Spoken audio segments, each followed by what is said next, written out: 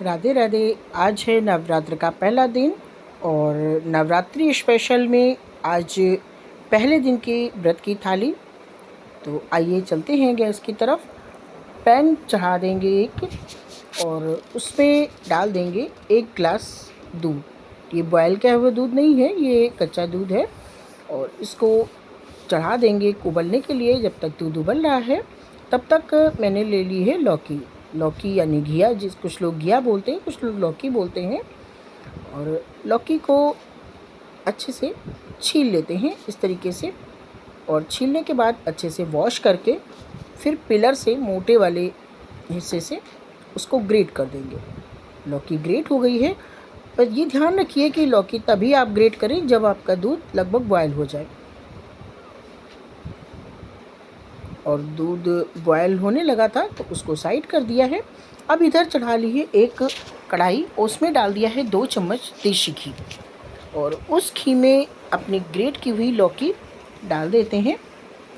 उसके बाद उसको चलाकर, अगर चलाएंगे नहीं तो साइडों से लग जाएगी, फिर स्वाद ख़राब हो जाता है, तो चलाना ज़रूरी है।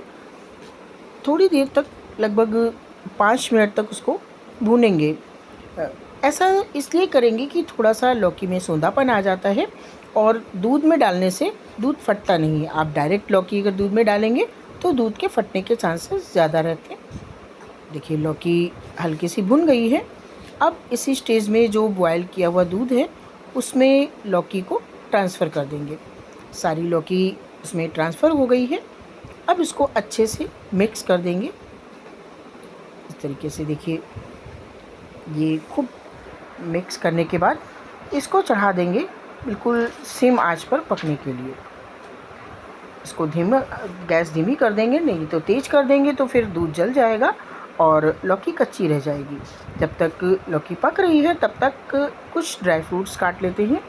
ड्राई फ्रूट्स आप अपने अकॉर्डिंग ले लीजिए, आपके पास जो भी अवेलेबल हो, क्योंकि पिस्ता में नमक होता है, मखाने में भी कभी कभी डाउट रहता है कीड़े का, तो इसलिए मैंने लिए हैं काजू और बादाम। मखाने को हटा दिया, वो सारा कुछ खीर में डाल देते हैं। ये बन रही है लौकी की खीर। इसमें डाल देने के बाद अब ले लेते हैं लगभग 4 से 5 चम्मच चीनी। और वो चीनी हम अब खीर में डाल देंगे। चीनी आप कम ज़्यादा भी कर सकते हैं अपने अकॉर्डिंग। अगर आप डायबिटिक पेशेंट हैं तो आप चीनी की जगह स्टीविया भी डाल सकते हैं, शुगर फ्री भी डाल सकते हैं। खीर जब तक पक रही है तब तक आलू बॉयल हो चुके थे। अब उनमें से निकाल लिए हैं कुछ आलू और उनको हम छील लेते हैं इस तरीके से। लगभग 5-6 बड़े बड़े आलू लिए थे, उनको छील लेते हैं। काफ़ी गर्म होते हैं दोस्तों। व्रत का खाना जब आप बनाते हैं तो उस व्रत के खाने में आप कौन सा ऑयल यूज़ करते हैं और कैसे बर्तन यूज़ करते हैं, कमेंट करें। आलू छिल गए हैं, अब हम चढ़ा देते हैं एक वॉक। बिल्कुल साफ़ सुथरा कर लेते हैं क्योंकि व्रत के लिए है। इसमें डाल देंगे 1 टेबल स्पून घी और घी गर्म हो जाने पर डाल देंगे 1 चम्मच भर के जीरा क्रैकल हो गया है। अब इसी स्टेज में हम आलू जो छील के रखे थे उसमें से 3-4 आलू फोड़ देंगे इस तरीके से। हाथ से फोड़ेंगे, चाकू से कट नहीं करेंगे।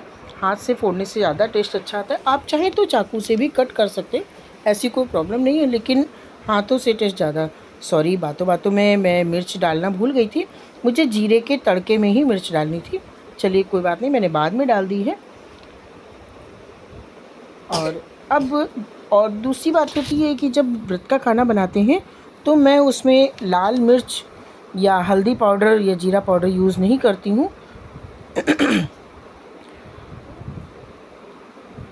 इस तरीके से सब कुछ आपस में चला देते हैं। सेंधा नमक डाल दिया था मैंने आधा चम्मच, या अपने टेस्ट के अकॉर्डिंग।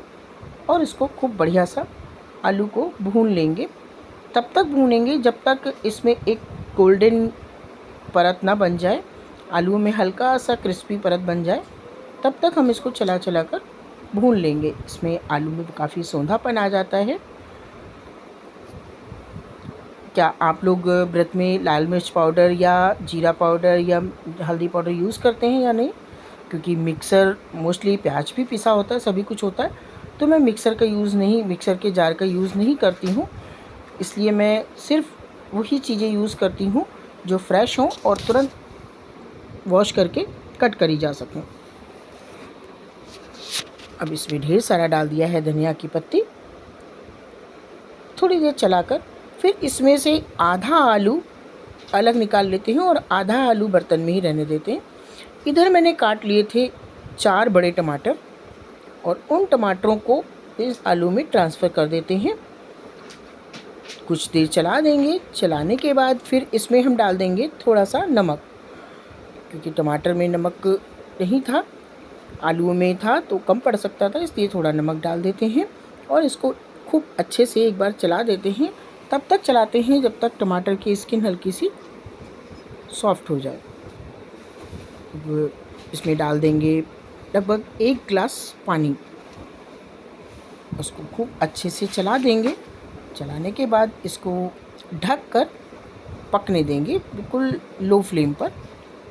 इस तरीके से ढक कर अब इसको लो फ्लेम पर दूसरी गैस पे ट्रांसफ़र कर देंगे। अब ये देखिए सब्ज़ी लगभग 10 मिनट बाद खूब बढ़िया सी सब्ज़ी पक गई है। इसको हल्का सा मैश करते जाएंगे इस तरीके से। देखिए बढ़िया चटपटी टमाटर आलू की सब्ज़ी बिना मिर्च, बिना लहसुन प्याज, बिना हल्दी के तैयार हो गई है। अब इसमें डाल देंगे धनिया की पत्ती और इसको अलग निकाल लेंगे बर्तन में। अब आते हैं पूड़ियों की तरफ। तो ले लेते हैं एक सर्विस बाउल, बड़ा बाउल, और उसमें थोड़ा सा कूटू काटा, मतलब अपने अकॉर्डिंग मैंने लगभग 1 कटोरी कूटू काटा ले लिया है। आप जितने लोग हों अपने हिसाब से आप ले लीजिए, कम या ज़्यादा। अब उसको मैंने छान लिया है। अब दोस्तों कूटू काटा जो आता है वो छिलके नहीं होते हैं।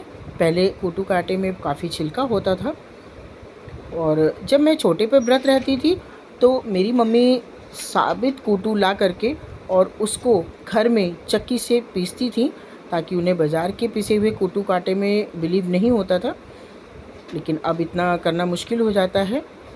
इसमें आटे में मैंने डाल दिए हैं 2 आलू और उनको मैश करते हुए आटे को गूँधेंगे।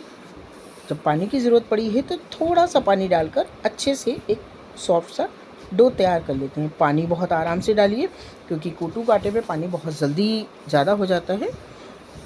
अब एक डो लग गया है, उसमें थोड़ा सा चिकना लगा के अलग हटा दिया है। कढ़ाई चढ़ाई है।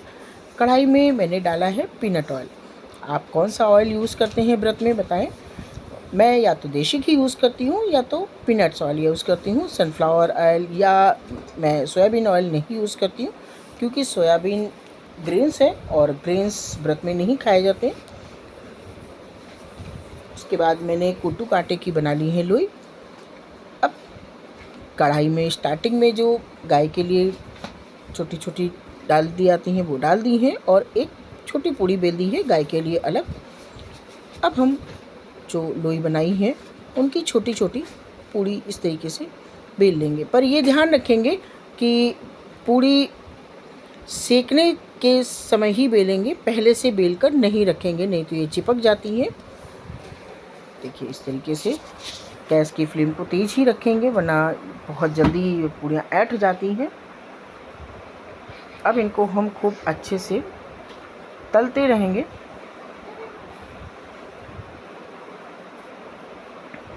इस तरीके से देखिए थोड़ा सा इनका रंग अजीब सा आता है, लेकिन खाने में बहुत यमी लगती हैं। सारी पूड़ियाँ तल गई हैं। अब हम करते हैं प्लेटिंग। तो ले ली है मैंने थाली, जो व्रत स्पेशल थाली है। इसमें एक बाउल में लगा देते हैं खीर, और दूसरे बाउल में लगा देते हैं सूखा जीरा आलू, और अब तीसरी कटोरी में लगा देंगे टमाटर आलू।